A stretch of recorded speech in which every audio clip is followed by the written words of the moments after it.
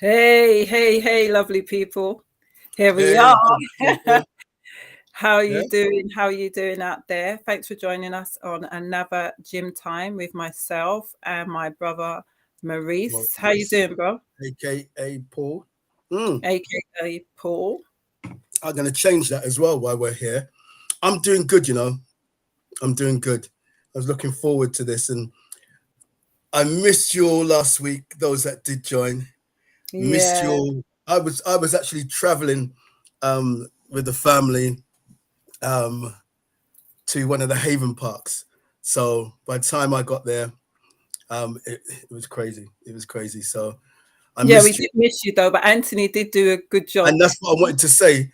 That Yeah, you know, he was actually saying he's Marie's point two. What is it? ah, 2.0, he was saying. do you know something about Anthony? Right, he is a faithful person because I called Mhm. him, and it was one of those last minute moments. And like he said, if I can do it, you know, and I have the time to do it, I don't have no problem doing it. And Mm. faithful man, faithful. I love him, man. That's a Yeah. solid guy right there. You know, He did such a I'll good give you up job. We every had a time. good talk. Oh, you changed my one. Why did you change my one? I didn't. I changed the top. Oh, you know what? I did. I'm sorry. Yes, you did. Oh, Yeah, change he it back. did a really good job. He basically was just, in the zone. It was really, really good. And I And hope you all enjoyed it. yeah, it was a really good discussion. Really good. Yeah, So I tuned into some, but I was driving, so I couldn't really hear it all. And time has been against me to be able to listen to it all. So, you know, I smacked my hand. I'll watch it. I'll watch the replay. all right. Oh, okay, Maybe yeah. I'm just jealous and I don't want to really do it because he done such a good job. Oh, you don't want to go and mess that up. So, you can scroll down to your one. You did it to my one up at the top. So Yeah, you I can did. go I'm sorry about that. do your one. No worries. So, for those of you who haven't joined us, we always do a disclaimer. So, our disclaimer is really to let you know that we are not professionals in terms of, you get professionals who are relationship coaches and psychologists and so forth, but we are professionals because we are professionals of life. We've experienced so many different challenges, Absolutely. the ups, the downs, the marriage, the divorce, the splits, the whole lot, the whole 9 yards. And during that time, we have learned some valuable lessons. Absolutely. Some of them's been painful, but nevertheless, they're lessons. And we continue to learn lessons as we move forward. But like I say to everyone, I don't know everything, but what I do know, I will absolutely share with you, and even go away and research if I need to. But yeah, we're just here to let you know that we're here to share, to uplift you, to inspire you, to motivate you, to have really good wholehearted relationships, really, and really to look at yourself and see how you can make the changes rather than trying to always change someone else. We should always start with Absolutely. ourselves. So yeah, it's not about you coming on here and we giving you the advice, and you go away and you take it and it doesn't work for you and you're just like, oh, what was them two talking about? It's up to you. You can take it, you can leave it, and that's the disclaimer from me. Go ahead, bro. So my disclaimer, I was thinking about this tonight, earlier as well, is that yes, everything what my sister said, absolutely. What I want to add on there is that when we're speaking about our personal experiences, some of you out there will know who the individuals are. And the individuals, if you are listening, you know, there's no defamation of character. We'll never mention your name. You know, we have our opinion and our experiences of what we went through with you. There's your opinion, our opinion, and then there is the truth as well. The truth. I will tell the truth and my experience as well, but not to put you down, not to put, you know, make you look bad or anything like that, because we all grow and we all have, as we've always said, people have issues, traumas, etc. So my disclaimer today is that don't try and cut my neck or say, oh, what's he talking about? He's talking about me. Yes, I am talking about you when we were, but not in a negative way. It's to help because we've grown. So as Debbie said rightfully, we're here to encourage, to motivate, empower. We've been empowered through our experiences, so hopefully we can do the same thing for you all as well. That you're empowered to have a more fruitful relationship in whatever capacity that you can. Yeah. And that's my Next time around, and hopefully the yes, next time around will be the final time around. So absolutely. let's dig into the subject today, and we've got one or two guests, Paul. Yes, we're gonna we've got one of my good friends. Love this brother to bits. His name is Dennis. He's in the States. He's an It's in upright our man. green room at the moment. Yes, he's in our green room at the moment. And we should be joined by another friend of ours, family friend that uh, she may be able to get on. She's in a meeting at the moment, but she's going to push for it. But if she doesn't, we do have someone else on standby. So we'll see how that goes as well. All right. Yeah. So let's dig into today's topic. Has Hollywood lied to us about marriage? And I know that I got my opinion. I've seen this for years, what Hollywood puts out there. One of the things that I was actually put on the link for this is, the stories that they tell us. Do we actually end up with the knight in shining armor and the princess and live happily ever after? You know, is that something that actually really does happen? Or, do we see all of the struggles? Do we see the challenges? Do we see the ups? Do we see the downs?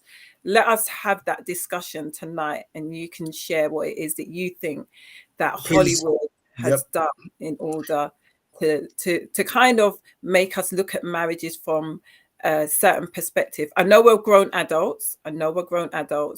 But a lot of what we saw as kids have really shaped the way that we think today.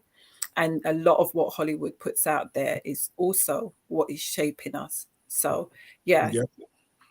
Yeah. come. Well, you know what I was going to say is that it's funny you saying like from childhood, and it is you want that dream. And I was doing a little bit of research, just a little bit. They speak about the white picket fence.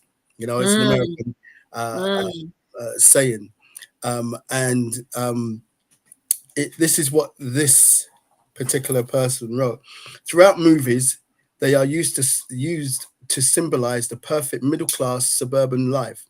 This prevailing imagery has led to what some call the white picket syndrome, in which, mm, excuse me, a person blindly holds on to the idea of a perfect lifestyle despite its inability to every real exist. No, let me say that again.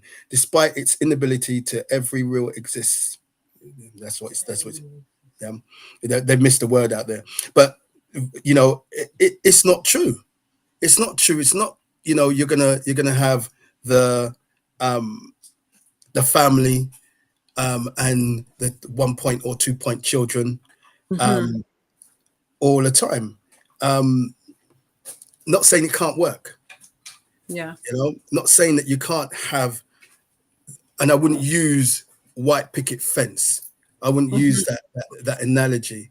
I would just say just you have a fruitful, blessed family, a mum and a dad that are working together, you know, um, or husband and wife that's working together if there's no children yet, and they're looking uh, to grow with each other for the rest of their life.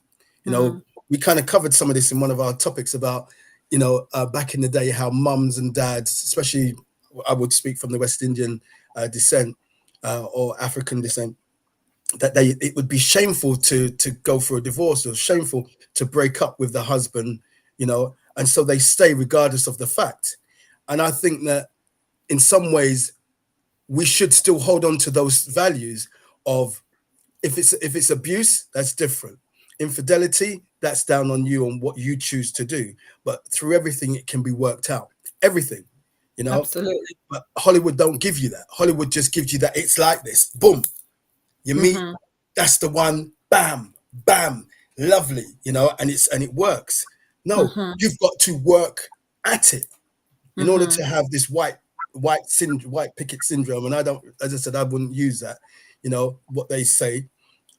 you've got to work at having the blessed, because I The don't just, dream that you want, and yeah, the dream doesn't, sorry to cut you, the dream no, that's doesn't have to look like what somebody else's dream is. It has to be yours and that individual's dream. right. You know, Hmm. you guys make that dream. You guys make the plans. You guys desire what it is that you want that to look like. It doesn't have to fit into a mold. It doesn't have to fit into a box. It just has to be what you guys make it. And that Hmm. will take time because you're two individuals coming together to learn what each other wants and where Yeah. each other wants to go and so forth. So I'd like to bring in Dennis and ask him Yes. now Yes. what he has to say, what his thoughts are. Has Hollywood lied to us about marriage? Welcome, Dennis. To I can hardly see you. If you can come forward a little bit, I think that we'll be able to see you a bit better. That's a bit better. Yes. Okay. So, what do you think? What do you think? Has Hollywood Uh, lied? well, because it's so secular, and I come from a different thoughts, on that because, you were talking about the white picket fence. To me, it's just a mirage. It's not reality. 'Cause we live reality every day. Marriage is a covenant. Um, between two people. And it's more for humankind than for our, for everybody to see.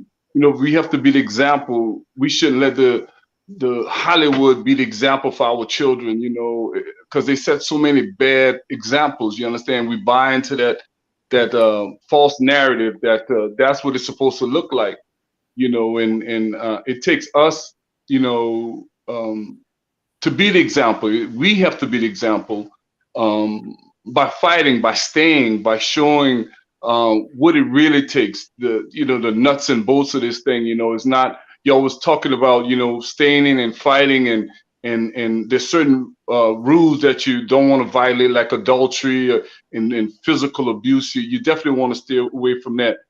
I believe anything outside of that, we can overcome that. But it takes both parties. You just alluded to that. It takes two people on the same playing field. Say, listen, um, I'm going to fight no matter what. I got your back. You got my back. We're going to work through this process, because it is a process. Everything we do is a process, but it takes two willing people, participants, that say, I'm not going to give up on you and you don't give up on me. We're just going to work through that. And that's a great example for our children, where we don't have to give up so easily, because when something bad happens, we want to throw in the towel. It takes work. And also, I would encourage anybody to do therapy, to go and go talk to someone who knows more than you, or other couples, and what are they doing in their marriage to keep it strong, and we talk about the old days that you could do anything and stay in a marriage, and today's different. We have a high divorce rate here in this country. People, the minute they see trouble, they're gone. Nobody's willing to stay in the gap and fight, Yeah. and Yeah. that's a bad example that we're setting. And a lot of people, instead of getting married, they just cohabitate. That's right. Yeah. Hmm. That's what they do. 'Cause it's easier to walk away. It's so tough. That is easy to get into when you sign that piece of paper. Very tough to get out of. When you going through that process, especially when you have children involved. When it's children involved, it is brutal. It is absolutely brutal. And another thing is that when you have a blended family, when you bring in your spouses and your family together, man, you have to set some ground rules before. Absolutely, got Yeah. to set some ground rules before, because that can definitely interrupt the relationship Absolutely. badly, in a bad way. You may not say nothing in the beginning. You may think it's cute in the beginning, but as time go on, you're gonna form some type of resentment. I don't care how you look at it, you're gonna say, wow, man. And you don't want to tell your spouse anything, because from some type of fear that person might take it the wrong way. But Mm, it's all fun and games when we get together, but when we actually live in that spot and we have to do things, pay bills together, do everything together, it's a different thing. I know for me, just personally, resentment is like a huge thing in a relationship. It's a monster. It's the elephant in the middle of the room that we never talk about. Resentment it'll tear up a relationship. And I think communication is so key in a relationship. I don't ever see in Hollywood where they do a section where they communicate That's to right. people that's feud. They don't come to a happy place and say, let's communicate. They don't do that in Hollywood. It's just like, it's, I guess for the sensationalism of it, they do Of all the course. drama part, Mhm. and that's what that's all about. Yeah. But some people really do buy into that. No, There's, go on. Sorry. I was going to say, there's a series here, a program that's on called EastEnders. It's been going for years, and some Mm-hmm. people, they live by it. Yeah. All of what goes on there. Mm-hmm. Some of it is some of it you go through in life, but they literally pattern their life with that as well. Some and that's what it's supposed to do. That's why it's there, for you to look at and for them to feed you what isn't true. Even if you're dealing with real subjects, but the core of it isn't there, where the counseling comes in, or you're sitting down talking to this person, having real talk.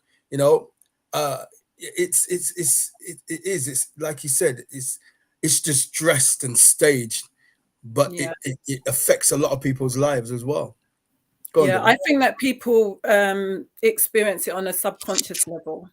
I don't think that people consciously sit in and buy into some of this stuff, because they know in real life it's not really like that. But on a subconscious level, they will act that out. They will think this is how it's meant to look. This is how it's meant to be. This is how it's meant to feel, because that's what is projected out there. That's the whole narrative that is out there, that when you get married, it's just all glitz and it's all glamour and everything is going to be great. And so when you experience these hurdles, you're like, oh, hold on a minute, this ain't part of the equation. This isn't That's what I right. signed you for.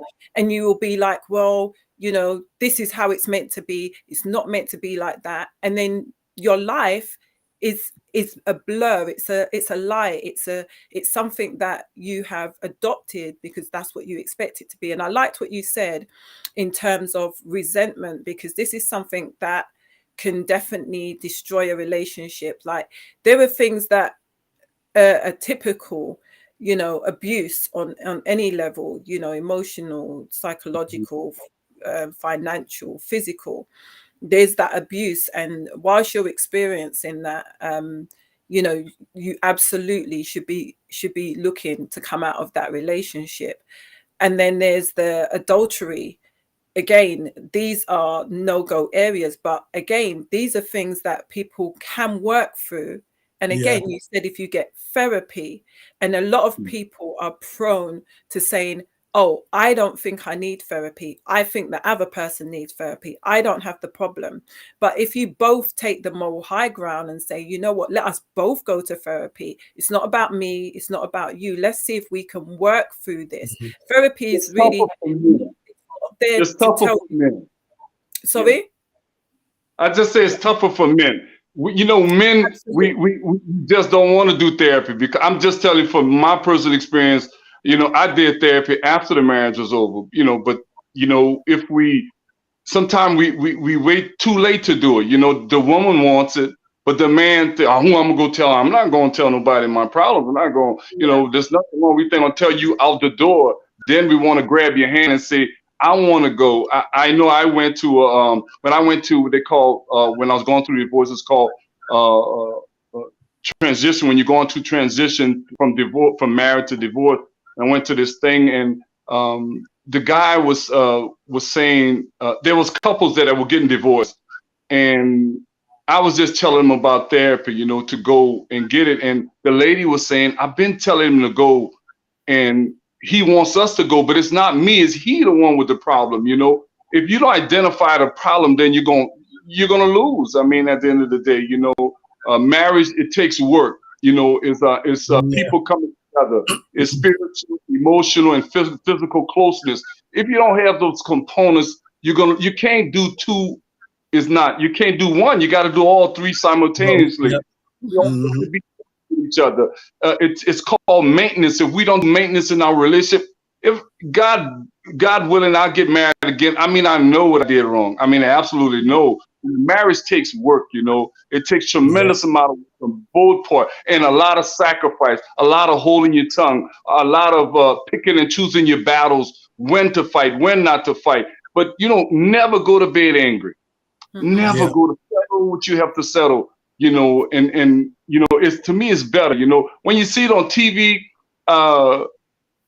you got to understand why they're doing it. They're not really, you don't see nothing about families coming together, fighting through the real things that we deal with on a daily basis. When you open your eyes, what you're facing. But Hollywood gives you that false narrative, that, you have that, with that Mayberry, you have these people that's everything's happy, everything is great. Yeah. Yeah. The ending going to be. You always know it's going to be a happy, and in reality, that's not so.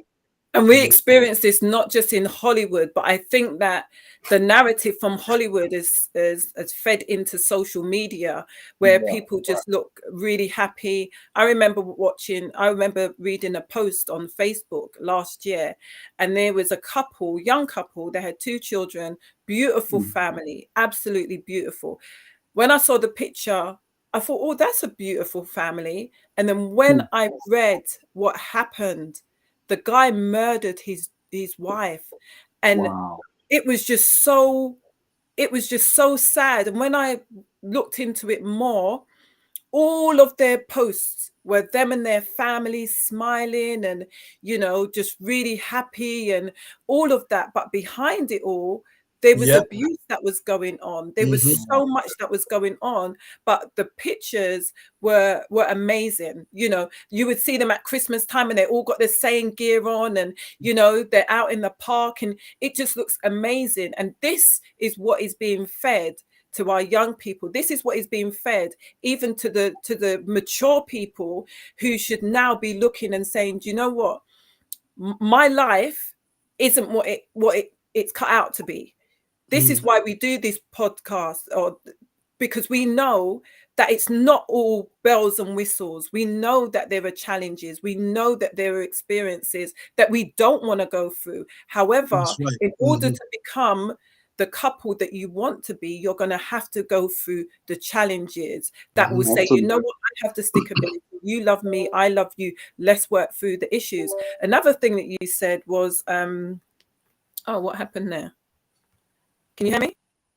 Yeah. I can. Another thing we still got you. You mentioned about the resentment, and I wanted to say, because we're Christians, we use the principles from the Word of God. And so in 1 Corinthians 13 and verse 1, it's a classic scripture on love, and it's something that I try to align myself with. Have I got it all on tap? No, I don't have it all on tap. But you said not to go to bed angry. You said about the resentment, and it says love is patient and kind. Love is not jealous or boastful or proud or rude. It does not demand its own way. It's not irritable, and it keeps no records of being wrong. It does not rejoice about injustice, but rejoice whenever the truth wins out. Love never gives up. Love never loses faith, is always hopeful, and endures through every circumstance. That is a template of love. That is the thing that all of us should be striving for, not this Hollywood picket fence, because what it's saying is that you're gonna have to long suffer. You can't just be keeping records, keeping score on what that person's done. You can't be doing that. You can't be boastful. You can't be proud. You can't be irritable all the time. You can't be unkind. That is not a template of love. There's a Jamaican saying. It says, "Humble calf suck the most milk." Yeah. So you were saying it earlier, Dennis. Sometimes, Osmond Collins sang a song, and in the lyrics it says, "Sometimes you got to shut up your mouth." Yes. You've got to know the battle. You've got to know when to speak. There is firmness, and then there's abuse. You got to know. Hold on a second. No. Baby, I don't like you talking to me like that. As opposed to, who you think you're talking to? Yeah. Because there's a battle. right there is a fight. You're saying You know? the same thing. You're saying the Exactly. same thing, but you're Exactly. choosing how you're speaking to that person in order so Exactly. that you're not being disrespectful. So you're not getting Yeah. that person's back up. You're saying exactly the same thing, but Mhm. one is Right. kind and one is disrespectful. And Right. sometimes people don't realize how they're communicating because they've never had to deal with how they speak to people. If people Yeah. just accept the way how you speak, then Because you've people never say had this to is the deal way with I it. am. This is the way Yeah, I this am. is just This the is way the I way am. I No am. change to You that. know, You're speaking at that person. You're not listening. You're both that's right. talking at each other, and you never come to a place of peace. The scripture you just read was a blueprint for marriage. It was the Blueprint. blueprint how we should approach it. But that's why it's so important that we pray in season and out of season for our marriage, for our family, because we have to pray. We have to hold each other's hand and come to agreement to come to that Yeah. place of peace. And listen, I surrender myself. We in this thing to win it. And marriage, it takes all of that and even more so, because what we see here, especially in the States, is that divorce is like at an all-time high. People are, after the pandemic, people are just splitting because, we realize when we're in the same space, we can't stand each other. Yeah. Same thing We here. need room. You need an outlet. You need an outlet. You got to let that person breathe. You got to, and a jealous spirit will kill a relationship. Absolutely annihilate it. So what would you say to those people, Dennis, that don't have Christian values? They're hearing this scripture for the first time. They, maybe there's something out there, maybe there isn't. What would you say to those people who wouldn't look at that as their template? What would you say to them? Same question to you, Debbie, as well. I would just from personal experience, I would say to always date your spouse. Date them till the day you die. How you got them is how you should keep them. How Right. you got them. A lot of times we lose sight of, listen, she gonna be fine, he gonna be handsome, but all that's gonna go away. Imagine here you could ride in the country, you see an old lady, old man, 80, 90 years old, sitting on a porch, right? They're not thinking about, oh, when we go inside, we're gonna swing from the chandelier. No, they're not. That's not what they in it. They don't care what happens. That's his ride or die. It's something that's deeply rooted in your spirit that you got that other person back. But it's different today. There's some bad things from yesterday, but also from the past. But there are also a lot of good things. Those people sitting on that porch, them two old people sitting down. I don't care what comes. They're not leaving each other no matter what. Yep. But they don't even have to speak to each other. It's already spoken. And a lot of them will tell you, to settle your score before you go to. And you said something earlier. A lot of us, me included, we hold score. We hold a scorebook. Oh, you did this, and you go tip for tap, and nobody wins when it's like that. When you hold a score, you lose every single solitary time. And you know what I like what you said as well, Dennis? You said earlier on is, you mentioned about the therapy, but you also said get yourself around married couples. Like Absolutely. that is so key. People who's been married for some time, it is so key for you to go and speak to them and hear what they have to say. Don't take the narrative from what you're hearing out there or seeing on social media. Absolutely. Literally go and sit with people who have tested and tried, Yes. 10 years, 15 years, 25 years, get yourself around those kind of people, because they will tell you, listen, this has been hard work. I was saying it to someone the other day. I said to them, do you service your car? Because your car needs servicing. If you don't look after the car, it is going to die on you. It will die. It will clap out. It will malfunction. This is the same principle that you need with your marriage. If you don't look after your health, if you don't look after your body, sooner or later it is just going to totally going to malfunction. And so there's things that we know we're getting older. We know our joints are going to get crickety. Yeah. We know our back is, probably going to go out. Hello, Paul. Sometimes, we know these things. Wow, Paul. I know this. She's a free under the bus, and reversed as well. but you also know that, You can go to the gym, you can start eating differently, you can do all these things to prevent these things from happening to you. So I got a little bit of statistics here. One second before you just throw out the statistics. Can we just say hi to the people in the chat? And please, oh yeah, we haven't. Sorry, people in the chat. We've just been on a roll from when we got on. We was just like. So we have Jova. You're doing it in a private chat, Debbie. Yours is coming up as a private chat when you're sending your message. So no, I wasn't sending in a message. Okay, then. So love the professionals of life. Cool. And then again, they said, "Go ahead, Dennis. You read. Here we go. I'm gonna get you to do some work." Well, he ain't got his glasses on. It's all right. What does he wear like this? Ooh. I know. You know, when this is what we said when we get old. It's like, hey, hang on a minute. Wow. Let me read that, Paul. Let's see. No divorce hurts. Why not co-parent? Is painful when other doesn't want work. Yeah, they don't want to work at it. You know, it's difficult, and it's hard to do that co-parenting if somebody doesn't want to do it with you. Absolutely. Let's stop when you get bad information. Go ahead. People are not ignorant to Hollywood's facade. I don't think they show us a white picket fence syndrome. Social media shows us bells and whistles. Absolutely.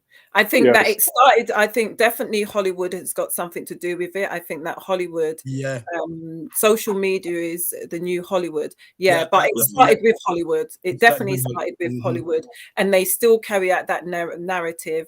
They do it all the time. They still do it. It's something that they thrive on, I think. And you're right. Social media is the new Hollywood. It's out there for you to see, you know, all of that kind of madness. So the statistics is, as of 2021, the average divorce rate in the UK is 42%. In 2020, 42 of married couples got divorced, with 103,592 British couples getting a divorce. It was a decrease of 4% compared to 2019. So you can imagine there was more divorces in 2019, and there was 103,592 in 2020. So we are dealing with a high divorce rate. And you know, we can look at it and say there's lots of different things that are going on within marriages and stuff. But what we do know, if we was to look back and see in the 50s and in the 60s and in the, you know, there was less people who was going for divorce. And I would, like Dennis said, I would not advocate for anyone to stay in an abusive relationship. Unfortunately, a lot of women stayed in abusive relationships because of the shame of being divorced. Just one second. I'm going to just see if I can get our guest in. So just bear with me a moment. The disappointment of, you know, your marriage breaking up. What's going to happen with the children, you know, especially if the man was the breadwinner. So they had those things to contend with, but through them contending with it, it built resilience, it built strength. And what I've noticed as well is that that generation really didn't do us a justice, because they didn't share with us also, like going back to what you said earlier on, it's for us to share that with our loved ones, those that are close to us, that this is not always going to be easy.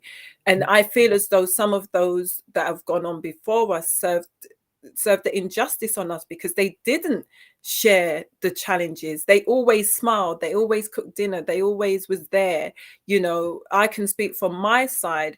That's what I saw married couples with each other, you know, into their 80s, 90s, and I admired that. I was just like, that's what I want to be. But what I know now is that those people wasn't holding hands, they wasn't sitting in the same room, you hardly saw them speaking with each other. That's what I come to realize looking back. Oh, hold on a minute, they was together, but they weren't together, you know. But I want to be holding hands in my 80s, you know. When I walk down the road and I see an old couple I don't I know if they love just it as got married well. last week. I don't know if they got married last week. I don't really care about that. But when I see an old married couple walking down the road and holding hands, oh my God, that just makes me smile. I Yeah. just think you Yeah, guys have probably weathered the storms together. This is your last days in this earth, and you guys are just making it happen, you know. yeah. And when you get to a certain age, it's you just want to live a good life. You don't want to be in argument. You don't want to be in content in But today it's a different mindset. Back then people knew their position, and mhm, they respected each other's position. Now they also learned some bad habits, especially for women. They were more submissive. They knew their role in the family. Where now women are out and about, they working, they doing their own thing. They don't. A lot of them, they don't need a man, or they'll tell mhm, you that, "Let you know, I don't need a man," and you could do your own thing. But there are still some traditional women, who want that, that picket fence, want that, mhm, that type of relationship where, for me, I just think at the end of the day, it's compromising, compromising with each other, accepting each other. Two imperfect people not giving up on each other. That's right. That's right. And I know my faults, I know my limitations, but in any relationship, if you say your relationship is a perfect, you, that's impossible because trouble will eventually come. I just know Yes. that the maintenance on a relationship, the small things, the date night that you make specific dates for you and your partner. That no matter what, Wednesday is our night. No matter what happens, Wednesday is our night. It's to make concessions for each other. If we don't do those things, be complimentary of that person. Look, you're not responsible for that person's happiness, and vice versa. But at the end of the day, to feel that joy in the relationship, to be happy to come home. A lot of people struggle coming home. Oh Lord, I mhm, gotta go see my I got to wife. go home. Or, I or, remember or those days. here come that man. He's gonna be with his grumpy self. He had a bad day at work, and I think giving Mm, people space in a relationship, knowing when to temper it down and when to elevate it, is important. yeah. well, what I'd like to do is bring in our other guest as well. She's now here, um, Sue or Susan, as we affectionately know her. Um, my twin, you could say, because she's born exactly the same day as me, same Mhm. year, same everything. Um, so here is Sue. Here we go. Hey Sue, how are you doing? Hi guys, good Good to have evening. you on. Oh, it's lovely to see you both and friend Dennis, who I'm just meeting. I was just listening to what you were saying, and immediately as I heard Dennis spoke, I thought of a couple of things. Excuse me, I missed a previous the first portion of Yeah, Right. the session. So if I repeat anything anybody said, Oh, that's fine. it's It's still your please fine. forgive opinion. me. Yeah, because I Yeah. didn't hear it at the beginning. I bet So you come and you solidify what we've been saying. So go ahead. possibly. I mean, I was thinking about it.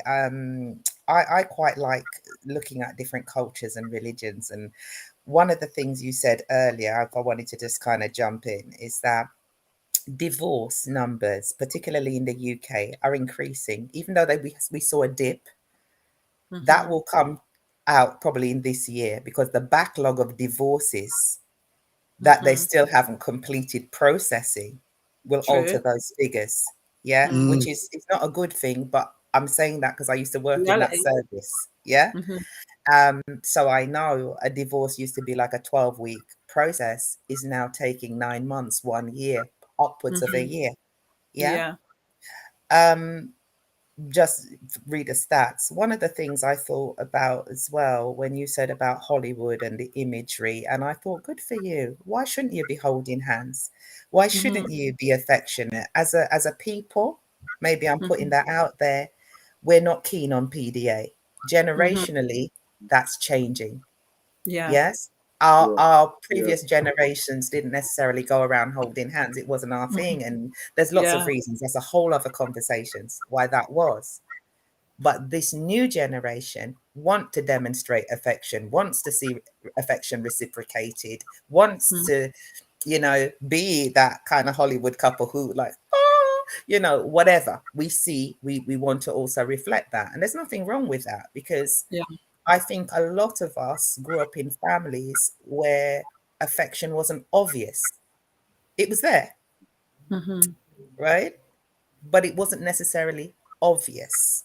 Yeah. And I think this is causing a lot of what I call cognitive dissonance.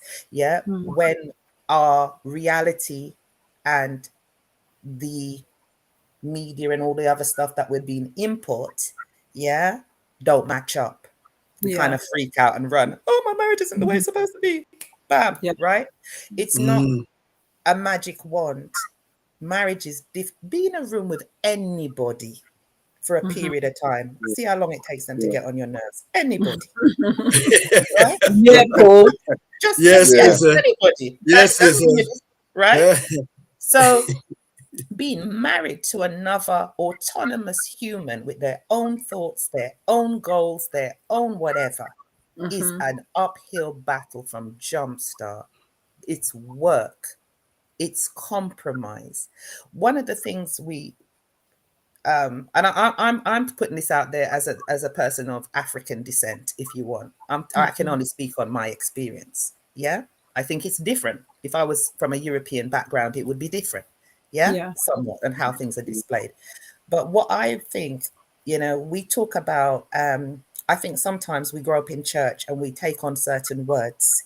Okay, that in the modern times, I think cause conflict. If I Mm-hmm. speak to most of my female friends now and say use the word submissive, all hell will break loose. Yeah. Yeah. Yeah. Yeah, yeah, Absolutely. yeah, yeah. Absolutely. Submit to what? Yes, it's going to be Absolutely. the yes. But Mm-hmm. when we talk about balance, That's okay, different. which is what I believe relationships are about, Mm-hmm. there are certain attributes that females have a better command of, and there are certain attributes that males have a better command of. That's my Mm-hmm. view. Okay. Sometimes we get all out of our box. Well, I can do anything he can do, and Yeah. yeah, we do. And there are reasons that sometimes women are taking up a mantle. Yes. And I throw it out there that sometimes the brothers aren't holding it. So we ain't got a Mm-hmm. choice. Yeah. It's not because we want to, Yeah. but because they're not stepping up to certain roles. So the women have had to juggle these Yeah. roles as well as their own. Yeah. Yeah. So how does that filter down? Yeah. I'm quite modern, but I'm also a traditionalist at the same time, which is a Yeah. little bit Me contrary, too. right? So I have to kind of put this out there. When these roles are confused in the home, the instability knocks on off your offspring. Mm. Whether you do it consciously or not, they then grow up with different values. It then sets us off in a different dimension. We now got so many single parent families because women have been holding it down when men have been in jail, when men have not been working, and I'm not putting the blame on the guys Yeah. per se. It's Some guys fully, fairly and squarely, it's on them. But we know system enters this dynamic too, Yeah. right? Mm-hmm. So when I think about marriage, I think about those roles, what then is referred to as position, Mm-hmm. different positions. I talk about roles, understanding, compromise, communication. Where are we learning as Black people to communicate with Mm-hmm. each other in a way that the modern world can kind of gear it up? We can talk freely without causing offense. By the time you say something even to your children, they want to cancel you. Yeah. you know. So Yeah. divorce is canceling the marriage, isn't it? Yeah. Yeah. I'm not talking about DV and real things that people probably Yeah. can't work through. Right. But working in the divorce service as I have, 99.9%, I would say, of the time, the problem is lack of communication. Absolutely. And if people learn to communicate earlier, they wouldn't get to the divorce court. Right. Right? But what Do you you think? about earlier on, sorry, Paul, we was talking about earlier on, what if you do try to deal with the communication, but one isn't interested, like what we were saying, that typically men find it more difficult to go to therapy to get help and support in communicating. One of the things that Denny said earlier on is to speak to other married couples, supposing that you're experiencing somebody who just does not want to do any of that. It's an issue. That's why it's so important. You have to know your person. You know your person. I think when you when it's built up so much, it's too much to handle. If you see a situation, you have to speak to it. Maybe not at that moment, but you can't come at a person with you did this. Too much to handle at one time. That's why Yeah. it's so important to go to other people to seek advice. Not for me personally, for my situation, my therapist, he brought something to my attention that I was totally unaware of. He asked me a question. He said, when your wife would tell you she would cry herself to sleep, what did you do? What did you do? And I said, nothing, because I was in my own feeling. I'm baby nobody. He said, let me tell you something about a woman. He said, a woman want to feel safe, secure, and know that you got her. You didn't go to your woman, you didn't embrace her, and you didn't say, baby, I got you. Whatever it is, we're going to work through it. But I had never seen that before. A lot of men, they have not seen that part. That's So, right. I come from a broken home. I've never seen my mom and daddy together ever, even though my mother and father were married. But sometimes we learn bad habits. If you stay, you see bad things. You see abuse. You see mental and physical abuse. Children see that. A girl sees that. And she may look at it and say, well, that's how a man's supposed to treat a woman. You're supposed to, cancel this woman and make her feel less than. It's a fine line that we walk when we're dealing with that. I just know that we always talk about marriage takes work. It definitely takes a lot of work on both parts. I think you're so right. I mean, there are some women who have their, let's say, daughters in particular, that the daughters only see their mum fighting with these men. So when they grow, they take on that same characteristic as their mum. That I'm not gonna let no man handle me how he thinks. My mum, and right there, my mum didn't let that happen. So this is what I'm gonna do, as opposed to you working out your own plight as such. This is your walk. This isn't anybody else's walk. We can only encourage and help one another and show one another and guide one another. But ultimately, it's your walk. If you're in a relationship, and I'm speaking out there now, if you're in a relationship and it's up in the air and you're not communicating with your husband or with your wife or your boyfriend or girlfriend, whatever else, it's a good recipe, right there, that it's going to start spiraling down. And don't look that it's gonna be working. I think that if you're in a relationship 2, 3, 4, 5, 6, 7, 8, 9, 10 years, and you want to give up part way, or you decide that, you know what, I ain't talking to you, you shouldn't even be in a relationship. Matter of fact, don't get into another relationship until you realize that you need to be communicating with that individual. You chose to be with them. You saw them, you liked them, you chased them, however you got the person.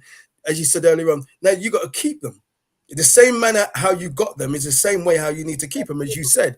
I remember when you said that, and we were talking offline, we talk all the time. And I think it's key. The dating has to happen. I think, sometimes you need to put down these phones. You need to put it on silent or switch it off and have a conversation. How are you feeling today? Have I done anything that's upset you that you're not speaking to me about? Because I think it's key. And I think that if you're not going to put the work in when things are going wrong, then you're never going to, until you change that mindset, you're never going to be in a steady relationship. I say it because of my experience. I used to call myself a runner. I literally could run, but I literally ran out of relationships. It wasn't working. It didn't look, as you said, right? It didn't look the way or feel the way I wanted it to feel or to look. So, as soon as and in some there was abuse, physical or verbally, true. However, as not the masculine, I'm a man, I'm supposed to be able to take it, but the wisdom, should be there. But who guided me there? Who showed me? I had no one to show me how I can overcome a woman coming at me, wanting to fight me, speaking abusive words to me. I never had anybody to show me. So I've learned along the way that running doesn't work. Running out of a relationship or divorcing, you still are leaving with the same type of baggage that you had walking into another one. Yeah. So then that one does the same thing, and it just becomes repetitious. You keep doing the same thing until you wake up and understand that I've got to work. Because any man, I think Sue said, no, you said it, Dennis. If you think that you're perfect, you better think again, Or if you man, think that there's a perfect or situation, there's a a perfect perfect marriage marriage, or a perfect. perfect life, You then make it you're, what it is. yeah, absolutely, you're kidding yourself. Because ultimately, if you're in, if you got to the place where you got married, Dennis said it earlier on, you got to that place where you got married, you should be looking at lifetime commitment. That's what you Yeah. got in it for, lifetime commitment.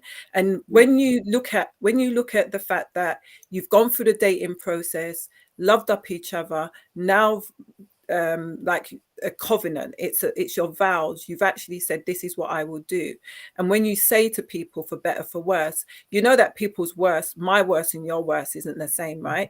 You know Yes. that there are people where you just say, well, this is my limit, this is like as full Yeah. as my cup can be. But the reality is that if there are two people that are willing to work it, it is going to work. If there are people who are just like, this is it, my cup's full, I'm not doing it, just can't. For me personally, if I feel like my cup is full and I feel like I can't go no more, I seek help. I look for help. I'm like, what do Mm, I need to do? What do I need to change? Who can help me? Because I've got to that limit. That doesn't mean that I don't have the ability and the potential to go past where I'm at. What it says is that I'm at the limit. I don't know what else to do. And the option would be to run. The option would be yeah, get myself out of there. But there is another option, and the other option is go and get help. Find yeah. out what it is that you can do in order to make changes or to understand differently. And like you said, Sue, to communicate differently. What is it that I can do instead of getting to that place where it's just like I'm at my wits? When you say you don't know what else to do, there is always more. There's always more. But what it takes is for you to stretch yourself beyond what you are used to. And that also is painful, because if you're going to stretch yourself, you know that this is going to be work now. I'm going to have to work at it. When you're going to the gym and you want to get big, you're going to have to stretch yourself. You're going to have to feel the pain in order to grow those muscles. And some people just don't have it in them. They just like, Choose. I'm not I willing. think it's a choice, Um, Debbie. Yeah, I it think is it's a a choice. choice. Yeah, Not Absolutely. yeah. always. I wouldn't agree it's always a No, choice. that's And this fine. is Go one of ahead. the reasons, Go yeah. ahead. I when you talked, you said before, what do you do when the other person, I know people in this very situation right now, one is really desperate to sort it out. The other person, I think, genuinely loves that other person, but does not have the capacity, Capacity. doesn't Yeah. have, if you do not have the skill, Okay. Yeah. yes, you have to build that skill. Good. It's, That's why I said help, Sue. That's why I said exactly, you need exactly. So this is what, yeah, I was kind of, so it's like trying to force a baby to walk before they're ready or something of that nature. You wouldn't do that. But no. when we're adults, we sometimes, one of, so many things are flowing through my mind. We get married. You said people assume it's a covenant. I actually don't think a lot of people think it's a covenant. I think some people think when they got to the church or the registry office or wherever they do it, that's it, mate. Done. That's it. We're here. True. Yes. Yeah. That's not the end. It's the No. beginning. The beginning. The contract has now started. Being signed. This is Yeah. a Yes. contract Ready. you have between Yes. you and another individual. Yes. And for a lot of us, I feel we give up at that point when the ring goes on. I got them. Hey ho, nothing more to be done. Mm, Yeah. But that person is evolving constantly. You're evolving constantly. So you have to keep moving. You have to keep communicating. One of the things I said to somebody, I remember a while back, I said, did you ask your partner what makes them uncomfortable? Mm-hmm. I said, I don't know. Mm. How long you been married? 8 years, Wow. 9 years. Mm-hmm. Why don't you know? Mm-hmm. Certain conversations make us uncomfortable. The ball. Yeah. Revealing certain feelings makes us uncomfortable. It doesn't make us bad people. It's about trust and capacity. Yes. So if your partner's not communicating with you because they can't, yes, they don't even know how, right?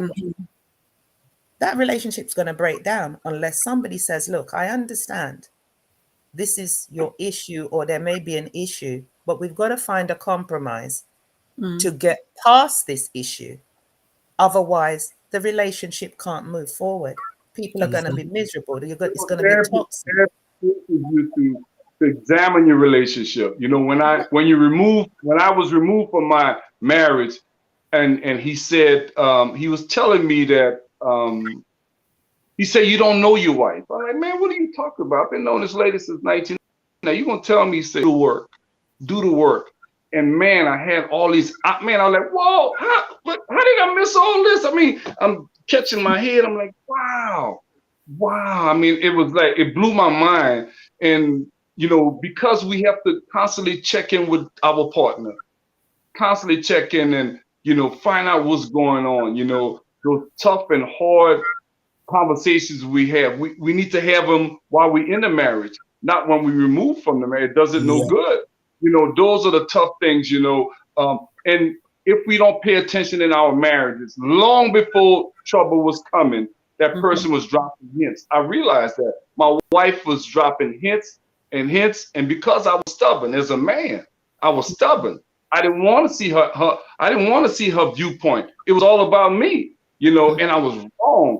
And then when things didn't go my way, I had a tremendous amount of resentment like you wouldn't believe.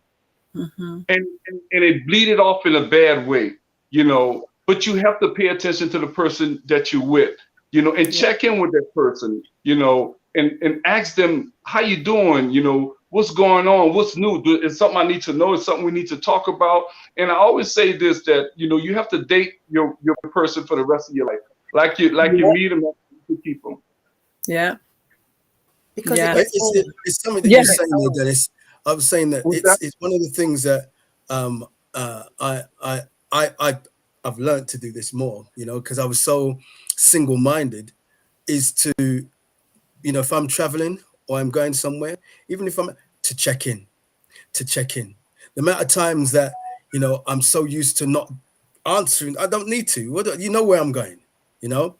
And you know, then when the problem happens, you know, how come you didn't call? You think, but you know where I was. No, you know, I and talking to you know, many things we spoke about in marriage. I've learned to, and still learning to adjust and take out some of these single-minded mentalities that I had and learned behavior. We set in our ways, and we could all agree that the older you are and you get married at a later age, it's hard for you to give up what you know. Is very difficult. At first, you're loving that person, it sounds good, but when y'all come together as two, you say, wait a minute, I don't like the way she loved that pillow. I don't like the she always leave the toilet seat up, and you know, surprise, you know, all these little things that it means nothing in the beginning because you got hearts in your eyes. You can't see it. You all be in love and lust or whatever. And then when you're in that house, you're like, man, you better put that seat down. You're not the only man, you know, stuff like that. It bothers you, you know, and you have to, those things, they matter, you know, and they fester in a negative way, in a bad way, you know. I think it really does matter. And I think that it matters that you're heard, you know, like often in relationships, and it boils down to the communication, that sometimes you're communicating something and the person doesn't really hear you. You know, they perceive what it is that you're saying. They're assuming what you're saying. Even though you're speaking very loud and clear, they're not really hearing you. They're listening. And I think that if you're in that relationship with that person, it's and even sometimes I've done this where I've heard something and I'm like, I used to just hear it and think this is what you're saying. But I learned to start to say, what do you mean by that? What do you mean exactly? Because my interpretation of what you're saying can be so different. That's right. So, and also like using certain languages, like, you know, we might all be brought up in South London, but you've been brought up in a different household than me. So the way how you use words and communicate can be so different from how I communicate. So I'm asking you, what do you mean by that? And sometimes it's not what I thought. It genuinely isn't.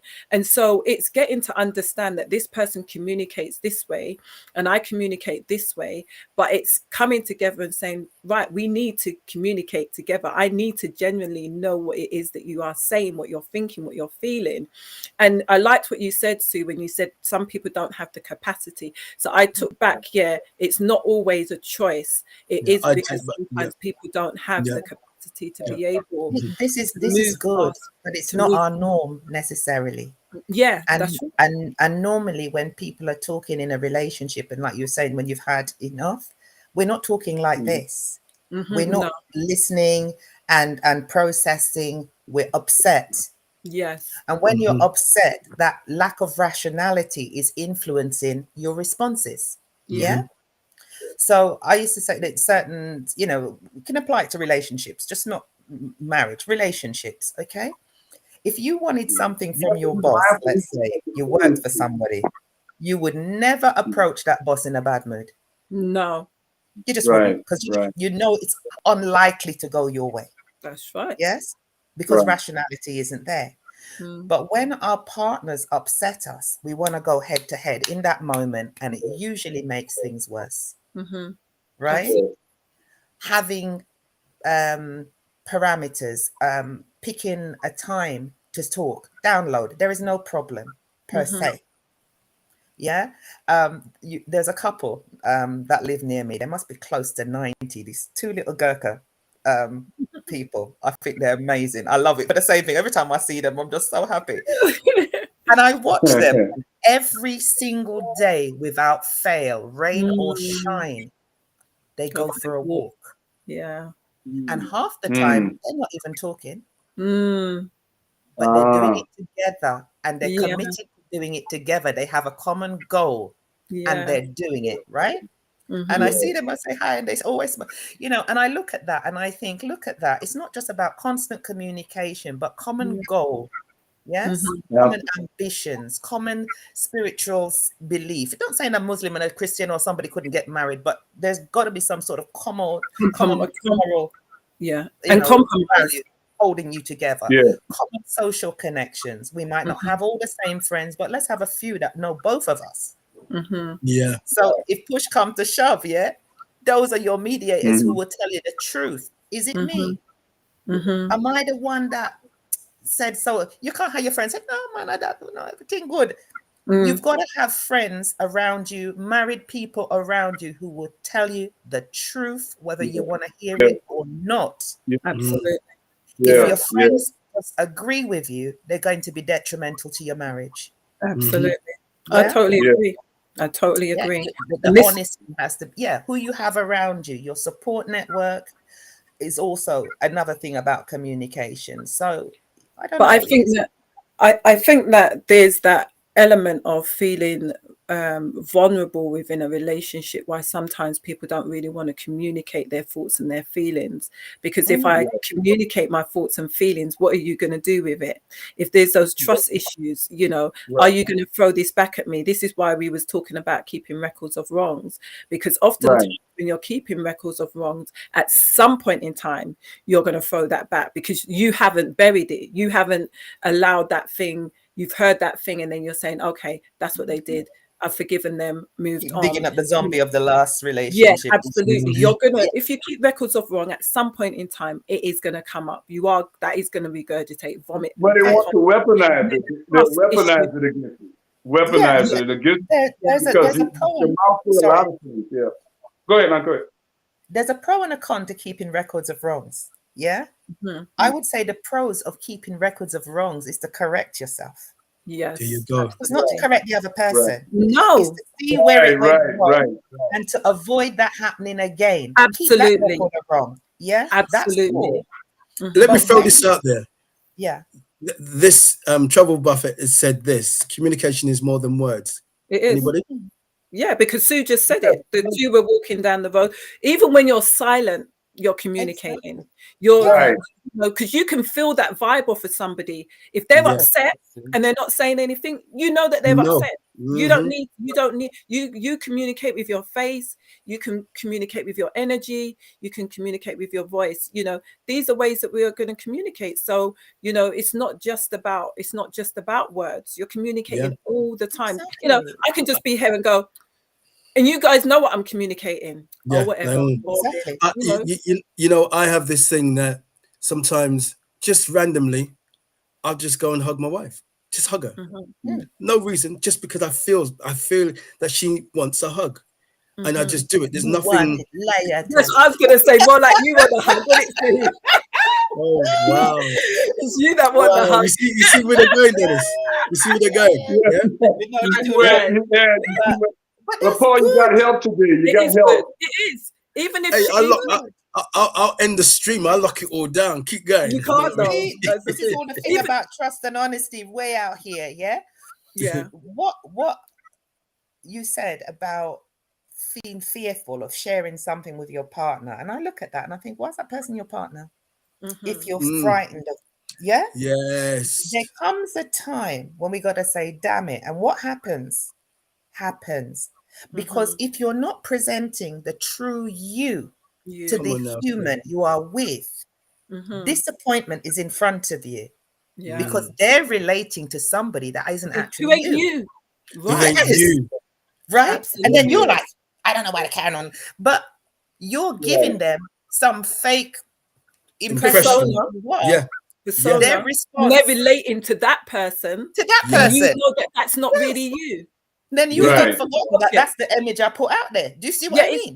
It's that you are defeating the whole object. It's like, you know, there's no point in you doing that because you will lose. You will never win. You know, that's like I was talking to someone the other day and they were saying, you know, about having premarital counseling and so forth. And I'm like, well, you can do that all day long. But if that person isn't presenting who they are, if they're just saying all the right things just so that they can get married, I said, you are losing. Like, if you go and you say, right, I'm going to go to this, but, you know, whatever happens, I'm just going to go say what I need to say all the right things because I want to get married. Right. Do you know you're doing yourself an injustice? You're doing yourself, and you're doing it to the other person. You know, because ultimately that will catch up with you. Where you now, like you said, Sue, you are this individual. That person can only relate to that individual, but then there's that person that's inside that is saying, "This is who I really am. Why are you talking to me like that? Why are you dealing with me like that?" Well, frustrations.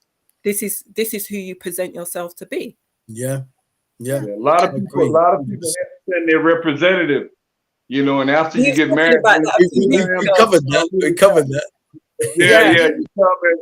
You can fake somebody out so easily. It's so important, you know, I know just from, you know, to find one or two people that you really trust outside of your marriage that you know that you can really listen to. You may not hear them right. I know for me, I don't listen to everybody. I mean, because not everybody got your best interest. You know, a man could go talk to another man, a man that's a worldly man. He'll say, man, let's go, man, screw your wife, man. Let's go to the club. Let's go do X, Y, and Z. But that's not where your mind is. When you have a mature mind, you're trying to find a way to get back. You know, who you tell your stories to is important because the information that they give you. If your husband is having issue with you and you're not communicating to him, where do you think he's gonna go?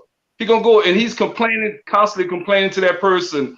I know for my situation, my ex-wife, she found somebody who had a bitter divorce. What you think she's gonna communicate back to her? Bitterness. Negative. Took all this information and right, exactly. Don't work on it. Don't work on nothing. Look, leave. You're unhappy. Leave. No trying to. Let's try to you know, build this relationship. Let's try to work on it. And that's where you have to part ways with it. And it's tough when I want it and the other person don't want it. That person say, I'm done. And the therapist told me this when we were sitting down. My ex-wife was we was meeting with the counselor, and he asked her on a scale from 1 to 10, 10 being the worst and one being the best that you want. And she said a 20, and she laughed and she walked out. And he looked at me and he said, look at you, Wow. man. So you're weak and you look, you're crying all over. What woman would want a weak man? And when a woman sees a man in tears and crying, like, she don't want that. If you have to come from a place of, I know. I was just going to say, I Your don't know. therapist, was your therapist a woman? what that No, it's a man. It was your therapist was a man, Man. wasn't it? was a man, but he was telling me that to look at myself, and he said you're gonna win if you get her back. I'm gonna teach you how to come from a place of strength. He said, if you win, if you get her back, you win. If you don't get her back, you still win because you're stronger.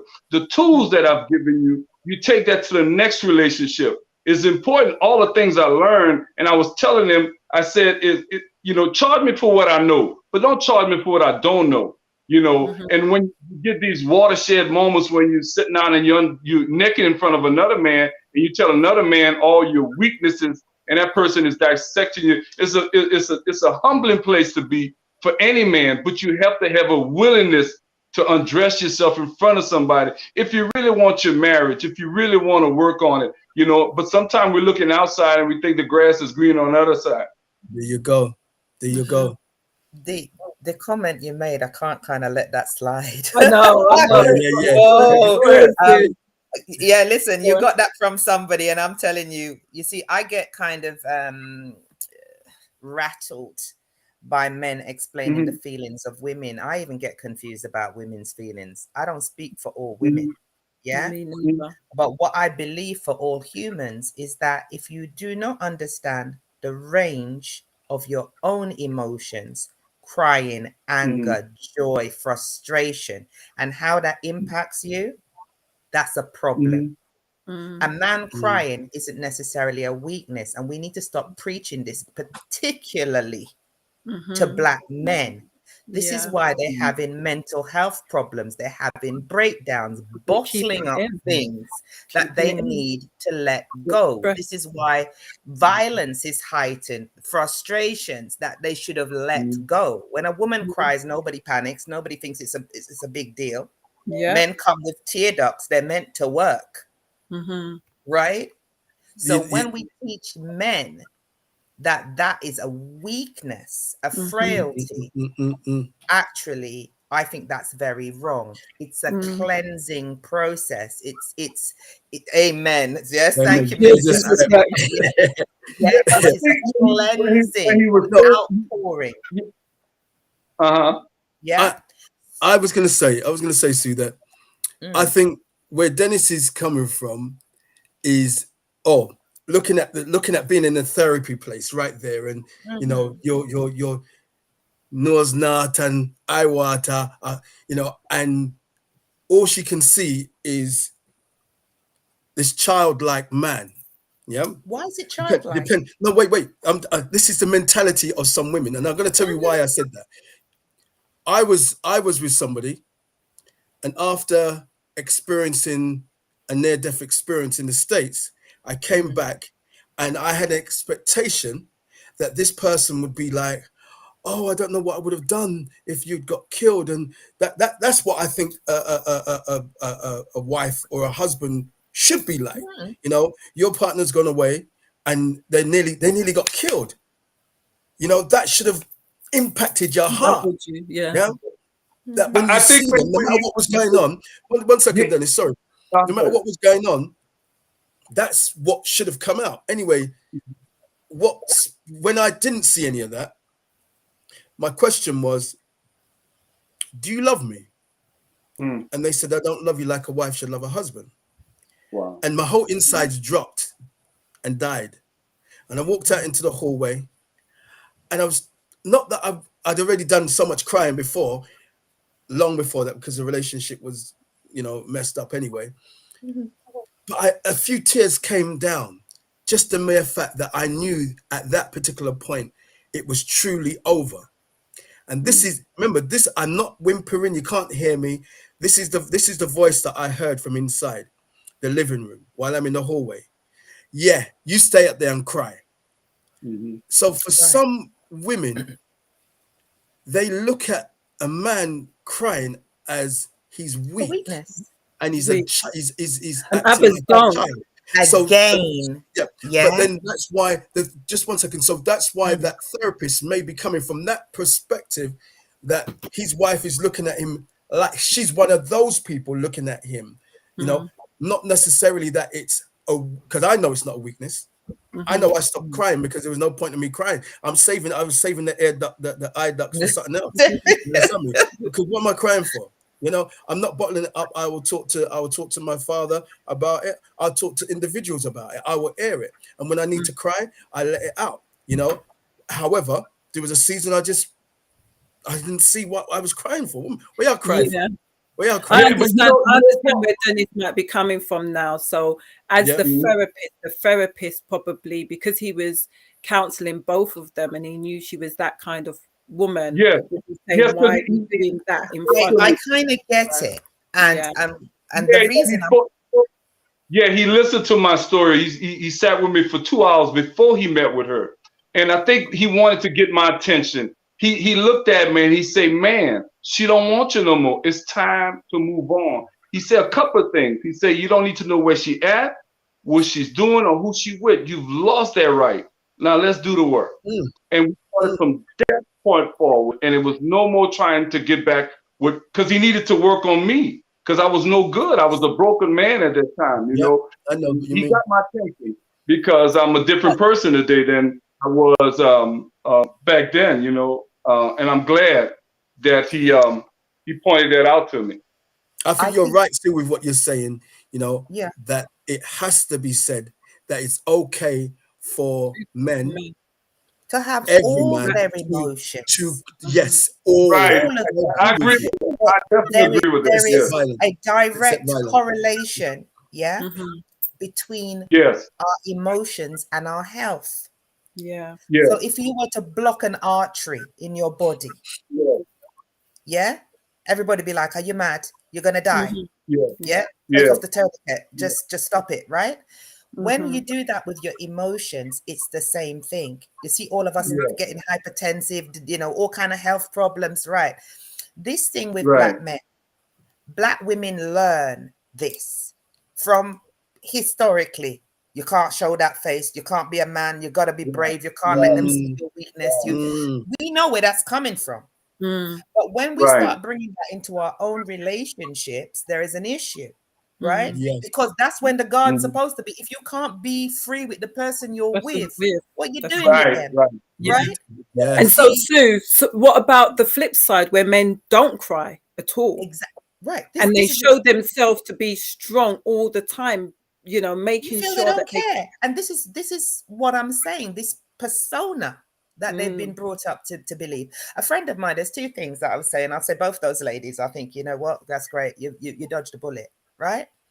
A friend of mine told me many moons ago, I'm talking about 25 years ago, something crazy like that. One day I was like, oh, so into this guy. And we didn't really have a problem. It was more family dynamics and all kinds of outside things. And I was a lot younger, so it had a bearing. Yeah. And I thought, I just can't be in the middle of this insanity anymore. Like, you know, it wasn't me and him that was particularly the problem, but I just felt you need to stand up to them. And he couldn't. He just, he wasn't in a place where he could. And I said, I don't know what to do, but I can't live like this. And a friend of mine sat there really calmly and she listened to me, the spiritual lady, and she said, Susan, you can love somebody and do absolutely nothing about it. I said, oh, this mad woman I talk about. What do you mean? What do you mean do nothing about it? You know, we're in love. We're all loved up. We want to do something about it. We want to be sharing this love. She said, no, it's energy. Just let it flow. Let it go. And I remember thinking, this woman is idiotic. She's not understanding my pain, my turmoil, you know, this confusion. It's the best advice I've ever got. Do you know I have good relationships with my exes? We're not good as a couple, but I left them how I met them, in peace. And therefore I'm in peace. I can see them anywhere. They can see me anywhere. It's pure love, but Yeah. just not as a couple, right? Yeah. Know the dynamic of your relationship. Everybody that you love is not your lover, is not your That's partner, is right. not your That's companion, right. right? Yes. Season, that might be it, and it's done. When you're building a relationship, it needs to be built on a foundation, a solid foundation. Yes? That's all your quirks. That's you getting up without your face on. That's you, Absolutely. seeing him leave up the loo seat and thinking, I'm gonna get this man to put down this toilet seat. It's getting on my nerves, right? Without it being World Right. War III, having compassion, being able to step in that person's shoes and imagine how they may feel if you approach them. That would direct how words pop out of your mouth. Because if you think you don't like criticism, yes, Don't give it to someone else. don't criticize. Yeah, but you know, go on. Sorry. Go Yeah, on. I used to say to people, I work with all sorts of vulnerable people and whatever in life. And one of the things I used to do is say, get a mirror. Get a mirror. And you want to go and have a really difficult conversation with somebody, right? Get a mirror and have the conversation with yourself. And if it makes you squirm, it's going to make them squirm, right?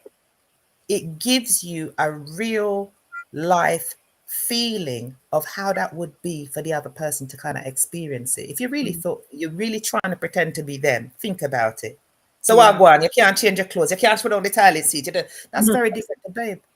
Yeah. You want to go clothes shopping? I'm thinking this. How do you feel about that?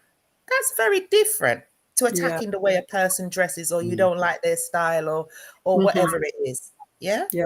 It's changing your language. It's changing your language and being kind, and I think that sometimes that's what's missing. It's just the kindness and sincereness where people can speak to you just like how they want to be spoken to. I remember having that conversation with someone once, and I said, well, how would you feel if somebody spoke to them like spoke to you like that? And they said, I don't think about that.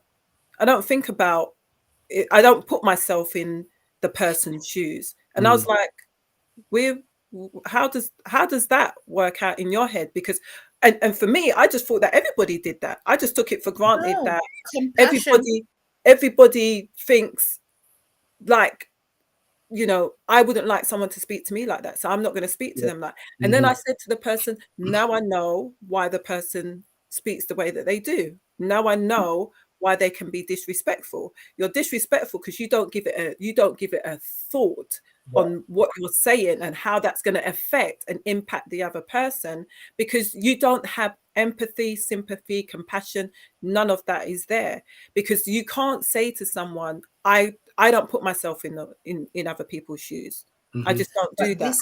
This is our default setting, It is a default. I want to go back to this. It Empathy, compassion, being able to see another person's point of view is not your natural position. And the reason why I will argue that anybody wants to tell me, I say, go back to birth. A baby comes out demanding. A baby is single-minded. It sees self. We teach them to consider others. Yeah. If you miss certain training in life, you will grow. You can't know what you don't know. Okay? Yeah. Absolutely. You will grow with that egotistical way of seeing life. My needs matter. I'm not considering yours. Yeah. And you're big grown individual with this child mindset. Exactly. And nobody's pulled you up on it. Yeah. I see people complaining. My partner takes the bed sheets. Or they do get pulled up, but because of how they are, they shut that down, or they're gone. Yeah, people's not able to handle. Sometimes people's not able to handle, if you come across aggressive or anything, passive aggressive, and somebody's trying to tell you something and they know that you're going to tear them down, they will just leave you alone. They ain't gonna. I used to chase every rabbit. I used to chase and give you back exactly what you're giving me and more, and until I realized that, and especially, as you get older, well, for me, as I got older, I said, when I was in my teens, I used to argue. When I was in my 20s, I used to argue. When I was in my 30s, I used to argue. In my 40s, I used to argue. I said, I'm not going into no 50s with this same mentality of arguing back. I deal with that straight away. For me, I will deal with that straight away. I will, listen, I don't like the way you're speaking to. Please don't disrespect me. Don't talk to me in a disrespectful way. And this is my tone. This is how my tone would be, if I have to deal with that, and so, and whether it be out on the street or whether it be in my home, this is the tone that I will use. And if they don't change, I don't want to hear anything. And it's not ignorance or arrogance. I want you to communicate with me. So instead of me allowing this, and some people will disagree and say, well, this is how I feel. This is my emotions right now. Then go and scream and come back. Scream and come back. Go and let off some steam somewhere else. Don't let it off on me. Yeah, because when you're giving me that bad energy, what do you think is going to happen? Eventually, you're going to get bad energy back. It's gonna try to bring back the old me. Yeah, it will. Yeah, and then, and as Dennis said, I may not even know that I'm holding a lot of bitterness in there still. All of a sudden now, I burst, and everything comes off now. All the records of wrongs. You did this last week. Yeah. You did that. Or everything just regurgitate, come up. Right. You out, and then instead of you dealing with the situation, you're chasing these rabbits of past wrongs and so you don't resolve the situation that you was digging up corpse of rabbits. Corpse and frying that too. What you said, and there's something I'm gonna put back on you again. Yeah, sometimes we say things in a calm voice, and we think that then appeals to somebody else's logic. I'm calm. So what I'm saying is, XYZ, you disrespected me. The person's like, I never disrespected you. Right? You're giving the person a power they do not possess. If you approach that person and said, do you know, when you say XYZ, I find it disrespectful. They have to think. Yeah? If you clarify instead of challenge, yes, it puts responsibility back on the person. Yeah. It's about what is said at that particular time for me to be able to, and I hear what you're saying, and I'm not. I know what you mean. And yes, that is another way. That's why you're my twin, because me and you already will debate this like this. Yeah, we'll go back. You know what we're like. God, how many years of this? But you understand what I mean. Sometimes we give people a power over us, and when we're speaking those words, because I'm very much into word power. Yeah, absolutely, me too. You can't disrespect me. You can behave disrespectfully, but you can never disrespect me because I respect me. Yeah. Yeah. Now, what I'm telling you is your conduct is offensive to me. Yeah. Is that your intention? Absolutely. Put it on them. And what are they going to? But you know what? You know what? Let me answer to that. Yeah, because that's happened to me, and their response is, because I said, don't put that on me. I'm telling you what I like, what I do not. Don't tell me that it's me that's making you conduct yourself like that, because I don't have the power or the authority to do that. You do. And so that tells me that you're lacking in power in order to be able to control the way how you think and the way you project. Because if I'm speaking to you and it causes you to now disrespect me, and I'm not speaking to you disrespectfully, and then you come back with, well, it was what you said, then I'm like, no, I'm not taking ownership for you. You have to take responsibility for what comes out your mouth and how you are going to make somebody else feel. Go ahead then, Paul, read the comments. Yeah, Millicent, well, let's go back. Let me go back a little bit. Like we was talking, we was all just bouncing off each other, which is awesome.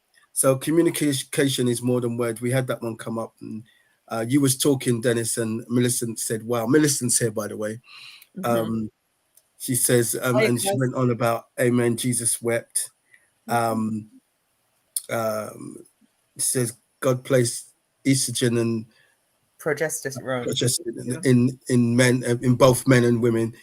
That was to do with the crying. Yeah. The crying emotions, Even pointing it out is not a problem, but how it is done is crucial to not causing more harm. I'm going to do the same thing what I done to Dennis. You read, Sue. Okay, then she said, now personality disorders. That is a thing. That was when I think that's when I was talking about the person not having any compassion. Yeah. Right. You know, homicidal tendencies. People without empathy can become extremely violent. Okay. I think we were talking about, when I said about the calmness, she said it was agreed. Passive aggressive people do my head in. Yeah. Right? I'm being really nice. I was going to say that. Oh, please, just be aggressive. Let me hear what you're saying. If that's what it is. I was going to say, just because you're don't being calm, come climb up in my head and make me think you're not doing what I see you doing. So would you think that I'm passive aggressive by saying what I said? Not necessarily. Depends. Yeah, you both were in the air. I made a conscious decision. I've made when I need to let off. You know, it will happen.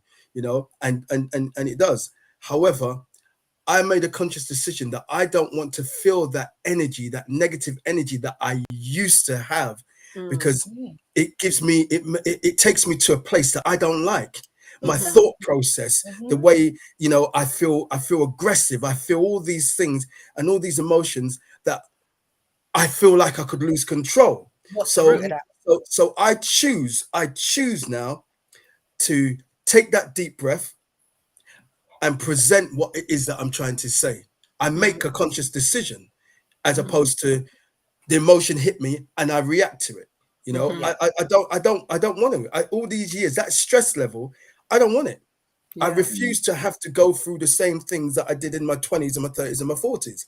I refuse. You know, why should I? And if that was, if I was in that toxic relationship now, and I that running person would come out and I would leave it, because I refuse to stay in that same place where I was. I can deal with a whole lot more now that I'm had a change of my mindset.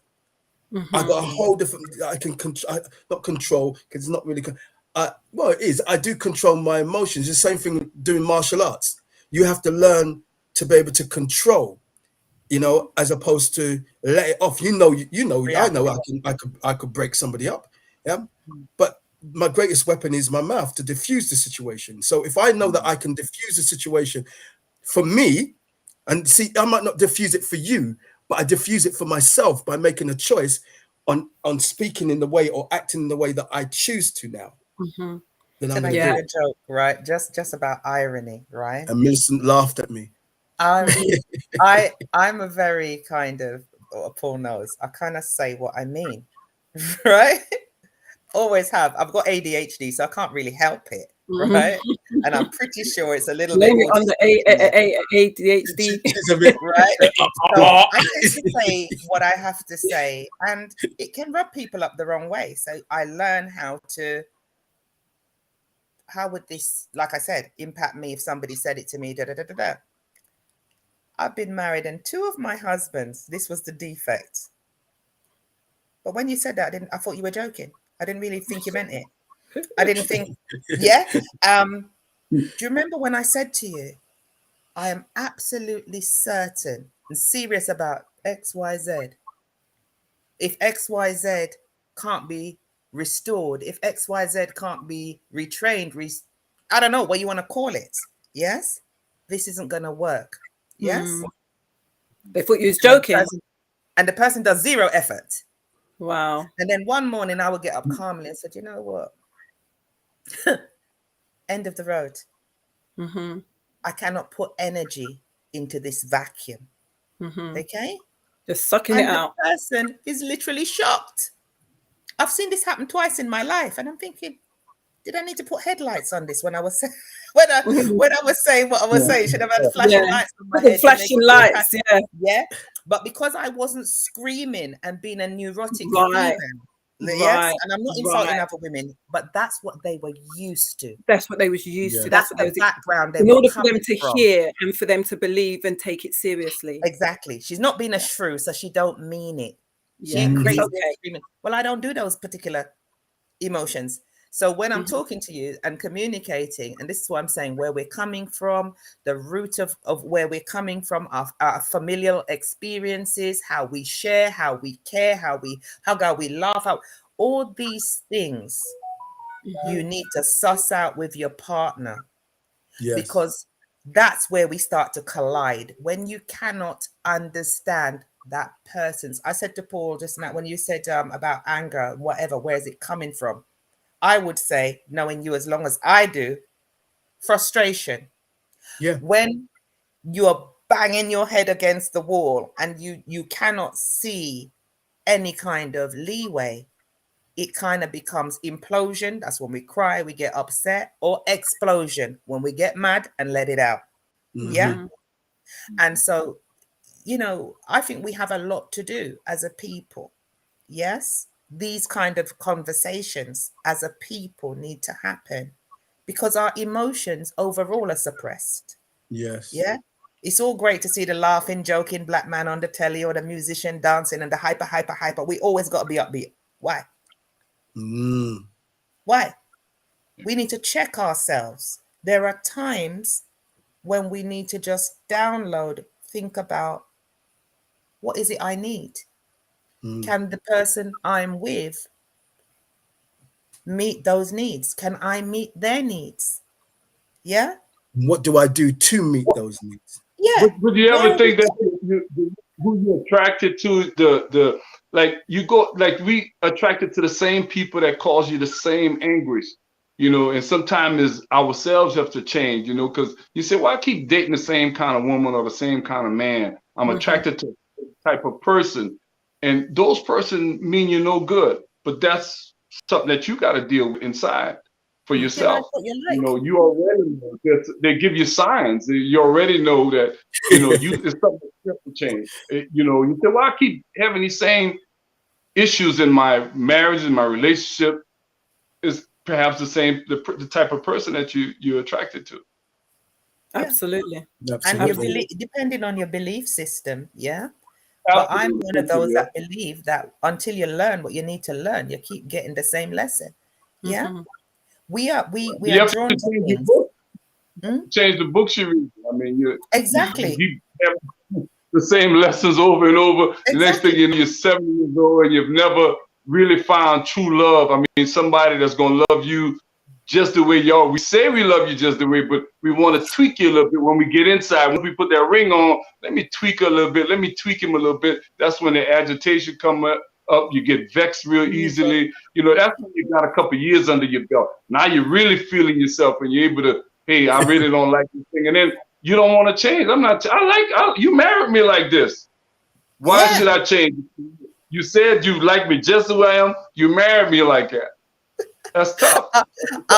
I'm one of these people, and I say to people, when people say I love you, yeah, right. I said, really?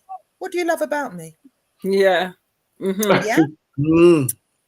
I've done that. Even that word, when we were talking, we started off about Hollywood. That word, love, means different things to different people. Absolutely. Okay. That's what, did you hear in the beginning when I was doing the template, when I was saying this should be our blueprint for love? So I took it from 1 Corinthians 13, verse 1, sorry.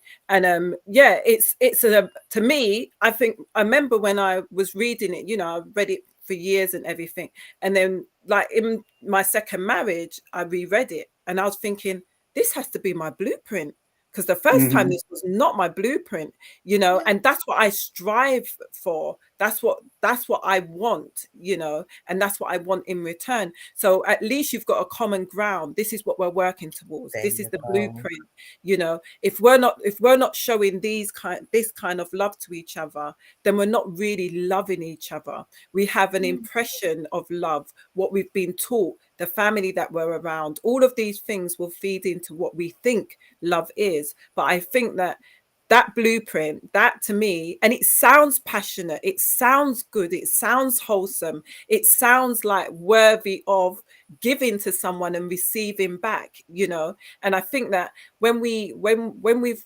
also been wronged and we've been abused, and when we've gone through trauma, there are things that we are not able, well, there's some people who's not able to overcome those things, and so they come into relationships with all of those issues and the challenges and feel as though you need to be everything that somebody wasn't to me, you know. And it goes back to, there's some people in relationships where you want them to make you whole instead of you coming in already whole and this person adding a benefit to you. And yeah, you know, I think you doing yourself and doing the person a disservice, massive. because the people, like, I know for myself, there's certain ways that I remember there was a certain way that I felt that my husband should be towards me. And then I had to take a rain check, and I thought, he doesn't do this. This isn't Sorry. what he does. This isn't what Yeah. he likes to do. And so I had to understand how he chooses to support me rather than the way that I wanted him to support me. I had to identify, he's choosing to support me like this, and he is supporting me, but it's not how I wanted. It wasn't how I saw it, you know, coming through. Did you And I communicate that in the beginning? Did you don't communicate don't in the beginning? one moment, don't say he's not supporting you. He is supporting you, just not in the way that you expected it. And I had to put that to one side, and I had to say, I know that there are people that can support me in this area. And so I seeked out those people, close friends, close family. When it comes to business, that is not his thing. So I'm asking him to do something that he's not, it's not, it's simply not his thing. So the way that you are able to support me in this, that's what I'm looking for. And if you can't supply certain things, then I can look for that elsewhere.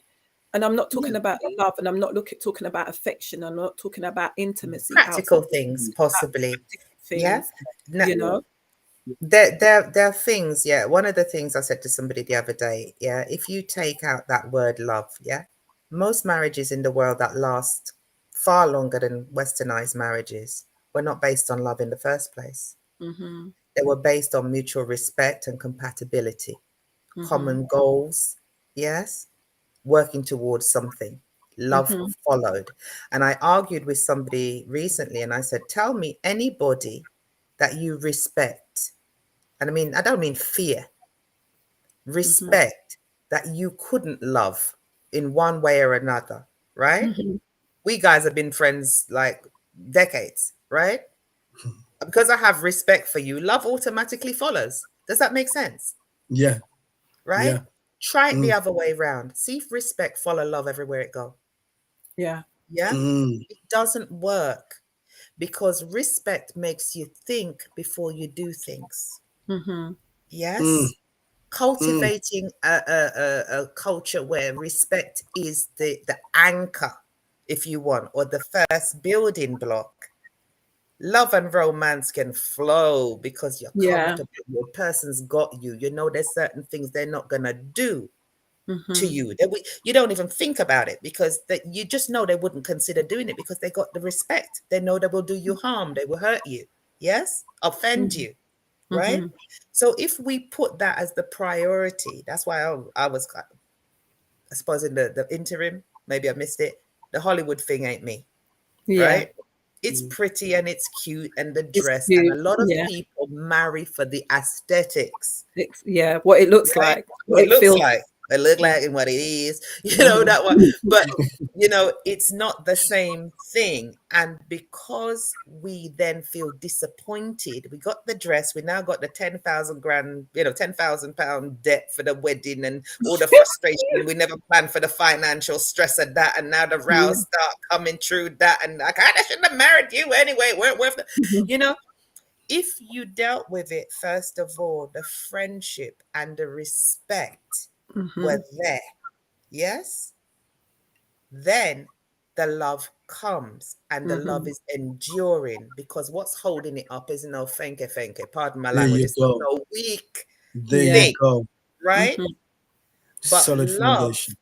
is transient. It's kind of a will thing, yeah? It is. Respect, you gotta dig Yeah. deep. Not everybody can just get my respect like that. Mm. Yeah. So Yeah. I think this is where we're going wrong. And marriage is getting less and less, I think, common because everybody's hooking up. Nobody dates. I'm like, what's going on in the world? You know, let's get from zero to, you know, the finish line as quickly as possible. And a lot of churches, I'm going there, pressure people who are physically attracted to each other to rush towards marriage. Come on now. Rather than dealing with the issues of intimacy and feelings. Yeah. Suppress them or Come get on now. married. Why? You feel a certain way towards a person. That should make you start thinking, okay, how else do I feel about them? What else is there? There you go. Yeah, right?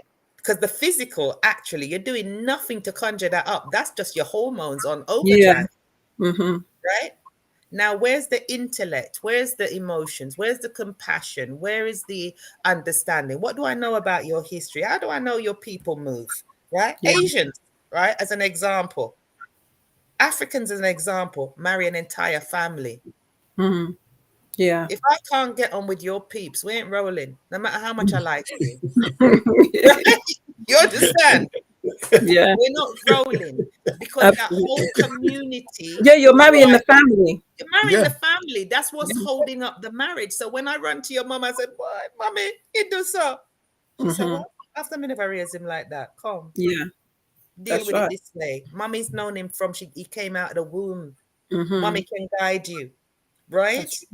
He can talk to your mother or your sister or you understand what I mean? And or your good brethren who is the sister that you have if you don't have siblings.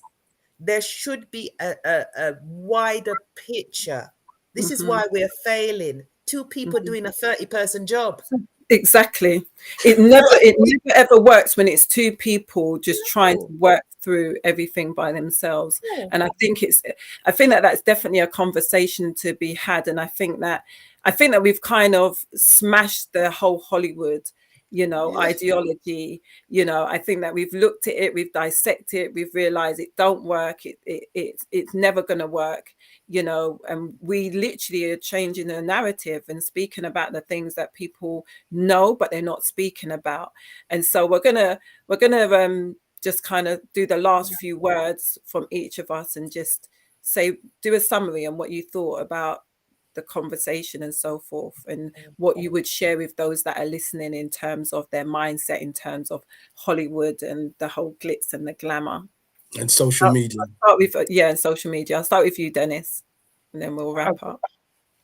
You know what I've learned is if you're dating somebody, if you don't see that person as marriage material in the beginning, because the paperwork is just a formality. That's just a formality. But to see somebody as a wife, to see somebody as a husband, you date that person for the rest of your life. You're chasing that person the rest of your life. We put, like you say, you put a lot of emphasis on aesthetics, how it looks on the outside. But more important is what's in your heart in the beginning. If you don't see that person as a marriage material in the beginning, you just go through the process, it's going to be a recipe for disaster.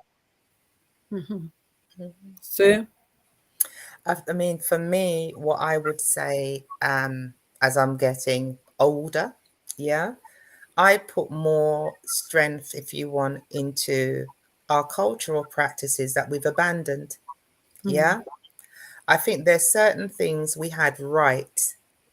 And when we tried to morph into this westernized way or perspective, their narrative, it's had implications for us as a people. Our journeys are different. They're generally more stressful if we're in diaspora. I don't know the statistics for marriage in Africa, but I would hazard a guess they're not, more than 50% divorced. In terms of a result of a marriage, because people will intervene, they will step in, whether you think it's right or not in the modern world. Oh, I don't want nobody telling me what to do. It's how that's delivered, and I won't say it's perfect in Africa. I think the principle is right, but yet again, how we deliver that, how we interact with our family members, that's again a choice and a respect thing, right? Because you shouldn't just give advice, you should try and give right, unbiased advice, right, to your family members. you know. But yeah, I haven't kind of abandoned like the idea of marriage, but I think we need to think about who we're doing it for. Mm. Yeah. And if you're not sincere about doing it, don't do it. Don't bring that pain into another person's life and make promises you're unwilling to see through, to, you know, to fulfillment. Don't do it, because you're wasting another person's time. And that's the one thing none of us can, you know, kind of alter. We can't go back once that thing is set in motion. So Absolutely. yeah, that's me. I'm not, yeah, the Hollywood thing, I think, is a myth that we're upholding, and we need to actually look at what marriage really is, which is a contract. Yeah. A legally binding contract. Right? Absolutely. And everything else that we put on that contract to make it nice and sweet, that's great. But that's an obligation you undertook, and it's serious.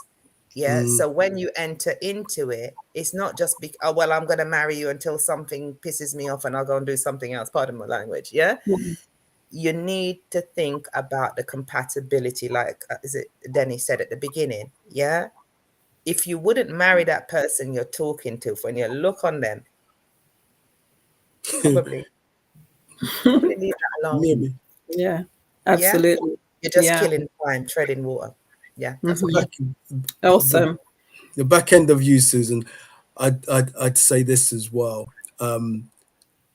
If you're married and you're not going through domestic violence,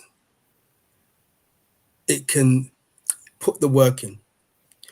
Put the work in. I think, you know, I read an article about statistically as Black people, we have a high rate of divorce.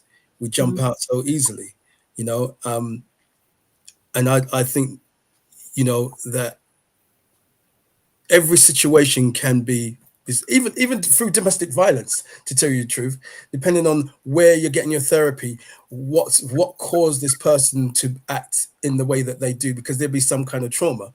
And I don't want to go off in a tangent, but it can work. But what I was going to say is this, is besides that, is that more communication, less sex, especially in beginnings of your relationship. More conversations. And that's coming from Paul, so take that as advice. Yeah. Take that as serious advice. I thought he was saying that was the reason for divorce. No, I'm only sorry. Sorry. Sorry. More communication, less sex. The sex clouds a whole lot of stuff, you know, whether it be good or bad, you know, it clouds things.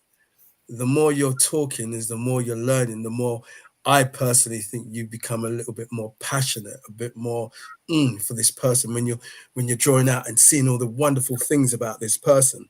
Because then when you then marry and have sex and whatever else, let's say sex dissolves, you actually have that as a foundation that you stand on. That the wonderful things that you know about this person, in spite of what you're going through, you're looking at the good qualities based upon the emotion of sex. I'm not saying exclude sex, far from it. Far from. But I'll throw it back out there at you, Paul. If the communication is good, yeah, the sex is better. The sex is even better. Yeah. For real. For real. Everything kind of hinges on the communication. So even the sex. Right. So yeah. Well, I could throw it back and say it's debate. That's debatable. Because no, I'm not talking about in the beginning. I'm talking about, you know, how, as a marriage progresses. Yeah. Right. If you don't know what's going on in your partner's head sexually, you might think you're doing a move in the world, and that woman just like, oh yeah. You understand what I mean? Because there's no communication. So if you're not communicating, it's on all levels. Yeah. So you need to know if what you're doing is pleasing that person, if what that person is doing is pleasing you. Absolutely. You know, it's all about that. And I do agree. I mean, jokes aside, at the beginning, I think we get caught up on the sexual attraction, and it's causing a problem. And as Black people, because of how we have our historical trauma, we do pull up stakes because we're used to loss. Loss is nothing to us. Do you understand? I'm being, you know what I mean? I'm kind of I know trivializing what a you thing. mean. Yeah. But we've experienced so much loss. Learn to walk. We just walk away. Walking away is Yeah. not really the worst thing that has ever happened to us. Absolutely. So we do have different outlooks. We do need to introspectively look at who we are, and consider how to improve this. Otherwise, I see the next generation being just scattered everywhere. Yeah, and absolutely. it You're has already to seeing it, somewhere. unfortunately. Well, I want to say thank you, Dennis, and thank you, Sue. Absolutely. Thank you, Sue. Thank you, Dennis. Oh, thank We're doing you. it both ways around. You know, Brilliant. for joining us. You know, you guys have really given some really good food for thought. Great communicators, both of you. Yeah, absolutely. Wonderful. We'll definitely have you back on, you know, and you definitely added value, added actually time as well, an extra half an hour. That sounds about right. They'll put the two of us in a room. Yeah, I mean, it has been so valuable, and I want you to just share it with friends and family, you know, to really put it out there, because I think that this is a really valid conversation, and I think that we need to, you know, revisit it on another day, so that people can really hear truths about what it is about being in a marriage, rather than just hearing what Hollywood says and social media, Or but your really friend. the nitty-gritty of it. And this segment can actually save somebody's marriage, save somebody's relationship, because of the wealth of knowledge and the things that we've communicated today. I will challenge anyone to watch it and it not change their mindset and change something within them that shifts and say, you know what, there are things that I may need to look at. I might need to go and do counseling before my marriage breaks up, like what Dennis was saying. Maybe I might need to just look and see whether I've got that empathy and that compassion. I think that so much has been added, so much value. And so we really appreciate you for coming on. And we thank you, those guys who have been in the chat. You have been really quiet. I can imagine some of them's there with their pen and just taking down notes. That's what they they're probably taking their notes down, because it was a deep conversation. And I want to say thank you to the ones that aren't in the chat, but you're listening. You know, you've clicked in and you're in the background, in the shadows. Thank you very much for watching. You know, and please share. I would say subscribe. Again, I want to throw it out there that if you come into the chat and you want to add some value and you want to come on live, please let us know and we'll send you a link, and you too can join in the conversation like this as well. And you can find us on Instagram and Facebook, and it is Gym Time on both of the platforms. So that's the way how you can connect with us, or you can drop it in the comments on the mainstream, on our mainstream page. Okay, so let me just show this last comment. Oh, she said, yes, Deb's there. What was this one? Culture is very relevant in being in a successful relationship. What was that? Kudos. I saw kudos there somewhere. Oh, she was saying Deb's low. What is it? Phonics? What is that? Yeah. Keep by your mouth. Keep by your mouth. 1 mouth, 2 ears. 1 mouth, 2 ears. Jamaicans on here. Yes, sex is a form of communication. Yes, we know. Some of us have dogmatic behaviors, though. Okay. I know. So, thank you guys for having me. It was actually really good. I told you, Sue, that I was nervous. You know, I was like, I don't know if I want to. You didn't come across as nervous, though. Not at all. Neither one of you. Really, really Paul, good. Hey, Paul, a quick question. Where do we send the invoice at? He's my business manager. Make sure you put it out good, yeah. Thanks, Dennis. Yeah. Brilliant. Love it. Oh, take care, guys. Dennis, thank you. We'll talk anyway in the week, and Sue will talk as well. Right? Absolutely. Thank you guys for having me. Bye, guys. Bye, Millicent. Thank you, everybody, for joining. Bye, everyone. Till the next time, Gym Time. Bye.